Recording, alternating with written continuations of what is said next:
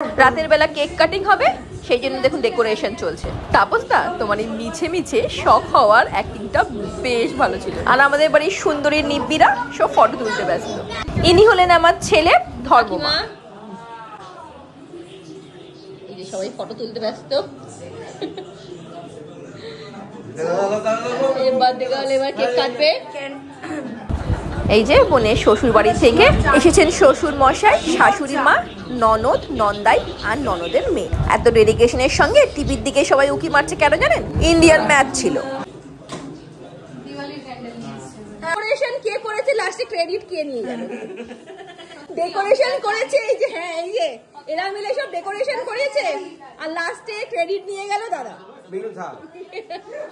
এই যে আমার বরমশাই লেগে আছেন জগা খিচুড়ি ডেকোরেশনের কাজে। অ্যাকচুয়ালি পিছনের ওই পিঙ্ক রঙের ঝুলঝুলিটা বারবার খুলে খুলে পড়ে যাচ্ছিল। আপনারা খেয়াল করবেন আমাদের সবার বাড়িতেই না একজন করে এরকম জোগাড়ু লোকজন থাকে। আর এই জোগাড়ু কাজে আমাদের বাড়িতে এক্সপার্ট হলেন আমার শাশুড়ি মা আর তার ছেলে, মানে আমার বরমশাই। ঘরে আসা কোনো রকমই প্লাস্টিকের জিনিসপত্র কখনো ফেলা যায় না, ওরা কোনো না কোনো কাজে লাগিয়েই দেয় ঠিক।